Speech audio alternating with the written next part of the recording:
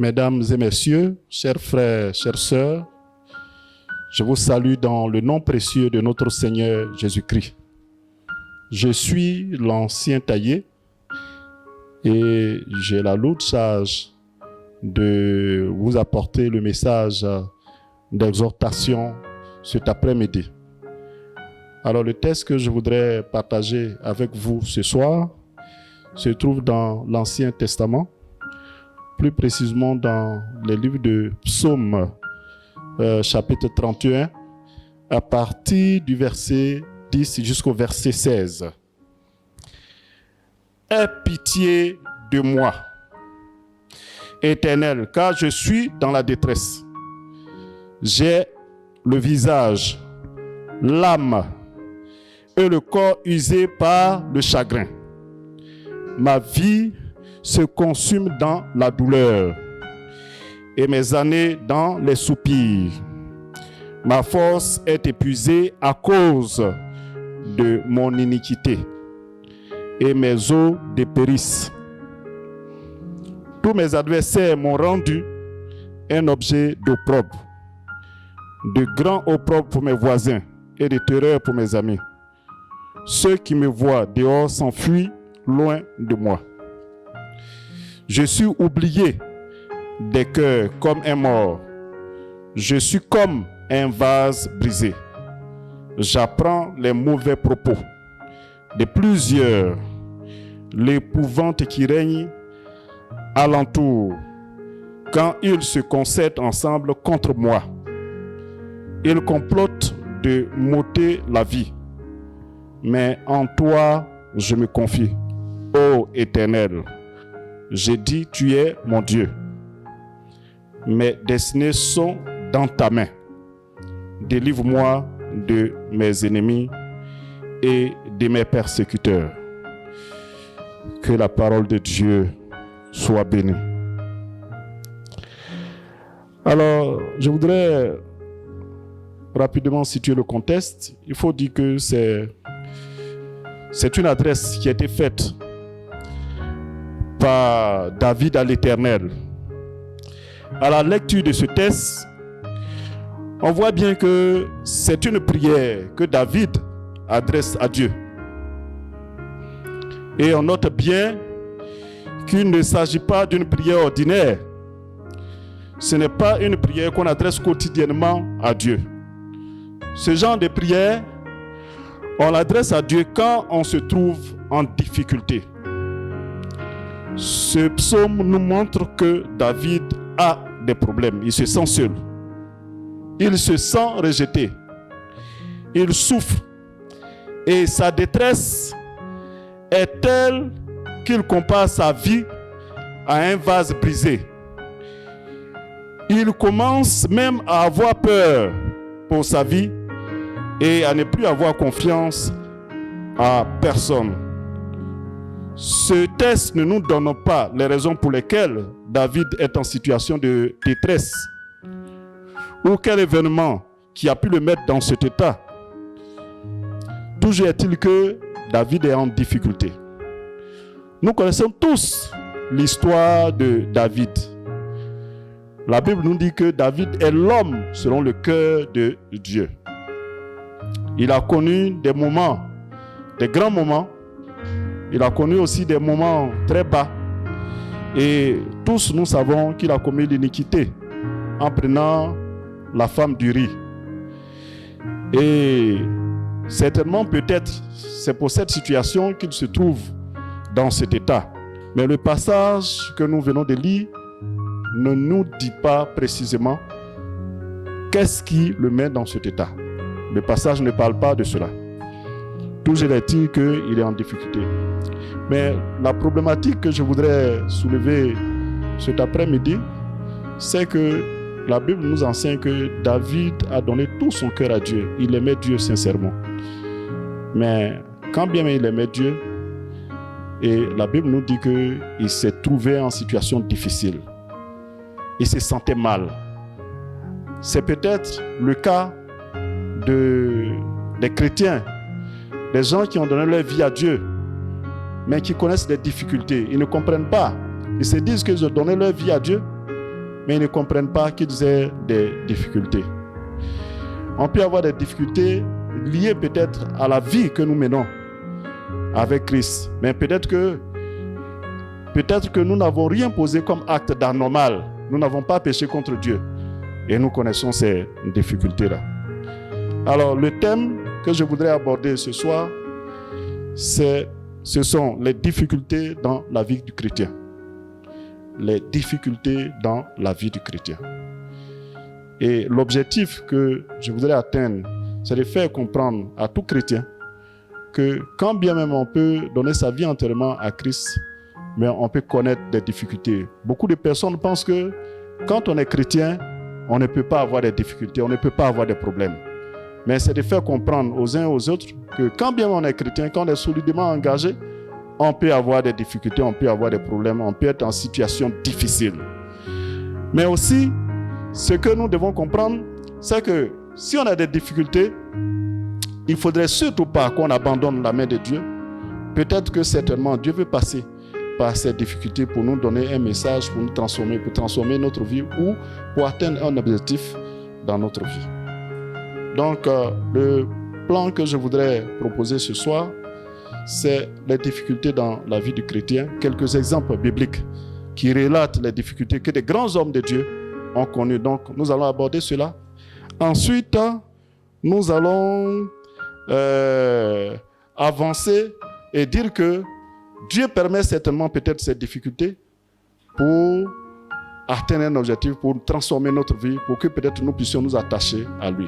Et en troisième point, c'est de dire aux chrétiens que lorsqu'ils rencontrent ces difficultés, c'est de ne pas abandonner surtout la main de Dieu.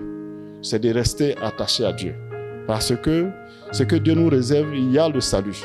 Et certainement, Dieu veut atteindre un objectif avec nous. Et donc, il faut rester attaché à Dieu. En ce qui concerne le premier point, j'ai dit que quand on est chrétien, on peut rencontrer des difficultés. Et il y a des grands hommes de Dieu qui ont connu des difficultés. La Bible nous enseigne que le peuple d'Israël vivait en captivité, en esclavage en Égypte. Et Dieu a entendu leurs cris. Et Dieu a permis qu'ils sortent d'Égypte. Mais quand ils sont sortis d'Égypte, il y a des grands miracles qui ont été accomplis. Ils ont traversé la mer Rouge et ils sont arrivés dans le désert. Il était prévu qu'ils fassent 40 jours dans le désert, mais ils ont fait 40 ans dans le désert. Et étant là-bas, alors que Dieu était avec eux, ils ont connu des moments difficiles. Ils ont connu des différents déboires. Il a commencé à manquer de l'eau. Il a commencé à manquer de la nourriture. Ils ont commencé à se plaindre alors que Dieu était avec eux. Donc, pourtant, Dieu les a désignés, c'était le peuple élu de Dieu. Mais arrivés dans le désert, à cause de leur comportement, ils ont commencé à rencontrer des difficultés. Donc, on peut avoir aussi d'autres exemples, tels que le cas de Joseph. La Bible nous dit que Joseph a été vendu par ses frères. Il a été vendu par ses frères et il a vécu en Égypte. Et on a connu aussi les difficultés qu'il a connues à cause de la femme de Potiphar. Et la Bible nous dit que à cause de ce que la femme de Potiphar voulait de lui et qu'il a refusé, il a été jeté en prison. Et c'est des difficultés. Pourtant, il craignait Dieu. Il marchait selon la parole de Dieu. Et malgré tout cela, il n'a pas rejeté Dieu. Il est resté attaché à Dieu. On peut prendre même l'exemple de David aussi, qui a connu des moments difficiles avant qu'il ne soit roi. Il a connu des difficultés avec le roi Saül, qui cherchait à l'éliminer, qui cherchait à le faire tuer. Donc il passait tout son temps à fuir le roi Saül. Mais après, on comprend qu'il est devenu roi. Mais il a eu aussi des problèmes au niveau de sa famille, ses enfants qui ont commencé à être rebelles avec lui, Absalom et Abnon, qui ont commencé à être rebelles envers lui. Il y a aussi le cas de Job. Tous, nous savons que Job était un homme béni, mais il n'a pas péché contre Dieu, mais il a connu des difficultés. Il a perdu tout ce qu'il avait comme richesse, mais il a été physiquement atteint aussi. Et les gens lui disaient, il faut blâmer Dieu et meurt, mais il est resté attaché à Dieu. On peut aussi parler de la veuve de Sarepta, qui certes ne connaissait pas Dieu, mais le prophète Élie était avec la veuve de Sarepta et la sécheresse sévissait. La sécheresse sévissait et la veuve de Sarepta, pendant que le prophète Élie était avec la veuve de Sarepta, elle a perdu son enfant. Elle a perdu son enfant, mais Dieu a permis que son enfant soit ressuscité. Et donc, c'est les difficultés que des hommes de Dieu rencontrent. Donc, comme je disais tantôt, Dieu peut permettre des difficultés pour atteindre un objectif dans notre vie ou bien pour permettre notre transformation. Dans 1 Pierre chapitre 5, à partir du verset 10, il est dit: le Dieu de toute grâce qui vous a appelé en Jésus-Christ à sa gloire éternelle, après que vous aurez souffert un peu de temps, vous perfectionnera lui-même, vous affermira, vous fortifiera, vous rendra inébranlable. Donc, ça peut être des cas de maladie. Il y a beaucoup de personnes qui sont venues à Christ parce qu'ils connaissaient des situations difficiles. Ils étaient malades. Ils ont fait le tour des hôpitaux, mais ils n'ont pas trouvé la guérison. Et certainement, ils ont dû entendre quelque part que Dieu pouvait guérir. Et ils sont venus à l'église et Dieu les a guéris. Et quand ils sont venus, ils sont restés. Donc, certainement, Dieu est passé par la maladie pour que ces personnes-là connaissent Dieu. Ça peut être aussi des cas d'attaque ou des gens qui sont possédés, qui sont agités. Ça peut être des cas de sorcellerie où on est malmené par le diable et on vient à l'église pour chercher à être délivré. Et on vient, on y reste. Donc, certainement, Dieu est passé par ces occasions-là, ces difficultés de la vie, ces cas ces situations douloureuses pour te permettre de te rapprocher de Dieu. Il y a aussi des problèmes relationnels dans le couple. On peut avoir des difficultés au sein du couple. Et après ces difficultés qu'on rencontre dans le couple, cela nous permet d'être aguerris, d'être expérimentés pour pouvoir conseiller utilement des gens qui se trouvent certainement en difficulté. On peut aussi trouver des gens qui sont très riches, qui ont connu la gloire et qui sont orgueilleux parce qu'ils sont devenus riches, ils sont devenus hautains. Mais Dieu permet que les richesses soient touchées pour que leur orgueil puisse disparaître. Voilà. Donc, c'est toutes ces choses-là qu'il faut considérer. Voilà. Donc, Dieu peut permettre des situations dans notre vie pour transformer notre vie. Quand nous prenons, par exemple, le cas de Joseph, Dieu a permis qu'il puisse connaître ses difficultés. Mais il a gardé espoir. Il est resté attaché à Dieu. Et par la suite, il est devenu le premier ministre d'Égypte. Mais Dieu l'a fait parce que au moment où Joseph est devenu premier ministre, ses parents connaissaient la sécheresse. Ils connaissaient les difficultés. Et Dieu l'a placé en Égypte pour qu'au moment où ses parents auront des difficultés, que ses parents viennent le trouver et qu'il puisse leur donner à manger. Voilà. Donc, Dieu peut permettre des situations comme ça. Alors, le troisième point, on dit ne surtout pas abandonner lorsque nous rencontrons des difficultés. Dieu ne nous abandonne pas. L'Éternel est auprès de ceux qui ont le cœur brisé. Dans le livre des Psaumes, chapitre 34, à partir du verset 18 jusqu'au verset 20, il est dit: quand les justes crient, l'Éternel entend et il les délivre de toute leur détresse. L'Éternel est près de ceux qui ont le cœur brisé et il sauve ceux qui ont l'esprit dans l'abattement. Le malheur atteint souvent le juste, mais l'Éternel l'en délivre toujours. Dans Psaume 147, il est dit, Psaume 147, à partir du verset 3, il est dit: il guérit ceux qui ont le cœur brisé et il pense leurs blessures.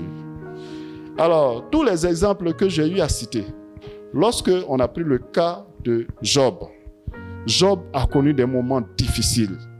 Il a connu des difficultés, des moments de douleur atroces, au point où tout le monde se moquait de lui. Les gens se disaient: mais comment quelqu'un qui aime Dieu, ces genres de choses puissent lui arriver? Les gens lui ont dit: non, il faut maudire Dieu. Mais il ne l'a pas fait. Il continuait, il est resté fidèle à Dieu, il continuait d'adorer Dieu. Mais par la suite, le fait qu'il soit resté avec Dieu, la Bible nous dit que sa situation a changé. Tout ce qu'il a perdu auparavant, ça a été multiplié par 10 il est devenu plus riche qu'avant et il est guéri de sa maladie. Nous prenons aussi le cas de Joseph. Au moment où Joseph a été tenté, Joseph n'est pas tombé. Tous ces moments difficiles qu'il a connus, il est resté quand même attaché à Dieu. Mais après, il est devenu premier ministre de Pharaon.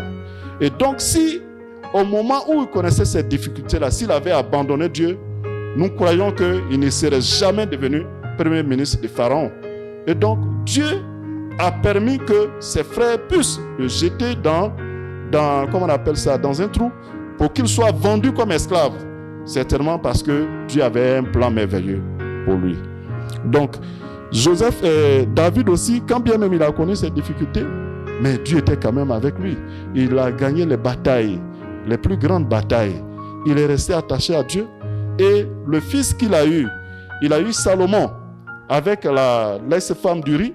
Et c'est Salomon-là que tout le monde connaît, qui est un modèle dont on connaît la sagesse aussi. Donc, c'est pas forcément, les problèmes ne sont pas là. Les difficultés que nous rencontrons, c'est vrai. Cela peut se faire à la suite d'un acte qu'on a commis, de l'iniquité qu'on a commis. Mais souvent, Dieu passe par ces choses-là pour nous bénir ou pour atteindre un objectif particulier dans notre vie. Donc, c'est l'occasion de dire aux chrétiens, quand ils éprouvent des difficultés, il faudrait qu'ils comprennent que ce n'est pas parce qu'ils sont chrétiens qu'ils ne peuvent pas avoir des difficultés. Ils peuvent avoir toutes sortes de difficultés. Mais Dieu dit, Dieu nous rassure. En tout cas, quand on reste attaché à lui, il nous délivre toujours. Et certainement, à travers les difficultés que nous rencontrons, certainement, il a un message pour nous. Donc, demandons à Dieu, chaque fois que nous avons des difficultés, adressons une prière sincère à Dieu, lui demander, mais quel message tu veux atteindre à travers ces difficultés que je rencontre? Quel message que tu veux me transmettre pour que Dieu puisse te parler et pour que tu puisses comprendre le message de Dieu et prier dans ce sens. Donc, bien-aimés, ce soir, c'était le message que je voulais partager avec vous. Comprenons que quand nous sommes chrétiens, nous ne sommes pas des extraterrestres. Nous ne sommes pas des hommes à part, puisque nous continuons de vivre dans ce monde. Nous vivons dans ce monde, mais comprenons que le Dieu que nous adorons, Jésus-Christ que nous adorons, il est avec nous chaque jour, chaque instant. Ne pensons pas que parce que nous éprouvons des difficultés, que nous traversons des moments difficiles, que Dieu n'est pas avec nous. Nous pouvons rencontrer des difficultés. Peut-être que nous avons dû pécher. C'est pour cela que Dieu nous punit. Mais généralement, ce n'est pas toujours le cas. On peut n'avoir même pas péché et puis rencontrer des difficultés. Mais quand on se trouve dans cette situation, il faut fléchir genoux. Il faut prier Dieu parce que peut-être certainement Dieu a un plan pour nous à travers ces difficultés que nous rencontrons. Ne surtout pas abandonner la main de Dieu. Restons attachés à Dieu parce qu'au bout, il y a toujours quelque chose d'extraordinaire. Que Dieu bénisse sa parole.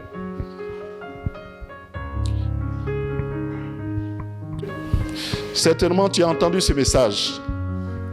Tu as entendu ce message et peut-être que tu traverses des moments difficiles. Tu crois que Dieu t'a abandonné. Tu crois que tu n'as personne. Mais laisse-moi te dire que Dieu est là. Dieu sait quel problème tu rencontres. Rien n'est caché devant sa face. Et ce soir, il te dit que malgré les difficultés, les problèmes que tu as, il est avec toi. Il est avec toi. N'abandonne surtout pas. Surtout, il faudrait que tu comprennes qu'à travers les difficultés que tu rencontres, cela peut être un message que Dieu voudrait te transmettre pour la transformation de ta vie, pour atteindre un objectif dans ta vie. Si tu es dans cette situation, nous allons prier. Nous allons prier ce soir. Donc, si tu es chez toi à la maison, tu écoutes la prière, tu pries en même temps que moi, pour que Dieu puisse te fortifier, Dieu puisse te donner la motivation, la force de le suivre, malgré les difficultés que tu vas rencontrer. Notre Dieu, notre Père, que ton nom soit béni. Merci de ce que, éternel Dieu, tu ne parles pas en vain. Il y avait certainement un de tes enfants, un de tes fils, où nous tous ici présents connaissons une situation particulière, une difficulté particulière. Mais éternel Dieu, tu viens de nous dire ce soir que tu es avec nous, éternel Dieu. Que tu ne nous abandonnes pas, éternel Dieu. Que tu veilles sur nous, éternel Dieu. Nous te prions, Yahvé, de nous donner la force, éternel Dieu, de comprendre que souvent les difficultés que nous avons, éternel Dieu, que tu permets cela pour que nos vies soient transformées, éternel Dieu. Tu veux atteindre un objectif particulier dans notre vie. Donne-nous, éternel Dieu, de rester attachés à toi, de rester fidèles à toi, quelles que soient les difficultés. Et de fléchir genoux, éternel Dieu, de prier chaque fois que nous nous trouvons dans cette situation. Merci de ce que, éternel Dieu, tu agis et que ton Esprit Saint se manifeste dans nos vies, dans la vie de tes enfants, éternel Dieu. Donne-nous, éternel Dieu, de persévérer dans notre marche avec toi, éternel Dieu. De méditer ta parole pour connaître ta volonté, éternel Dieu. De fléchir genoux chaque fois que nous sommes en difficulté. Aide-nous, éternel Dieu, à être forts. Aide-nous, éternel Dieu, avec le Saint-Esprit, éternel Dieu, à demeurer dans ta présence. Merci de ce que, éternel Dieu, tu nous exauces toujours quand nous crions à toi. Donne-nous, éternel Dieu, de marcher dans tes pas et de nous bénir, de nous ouvrir les écluses des cieux, d'éloigner de nous tout ce qu'il y a comme difficulté. Que toute la gloire te revienne. Au nom de Jésus, j'ai prié. Amen.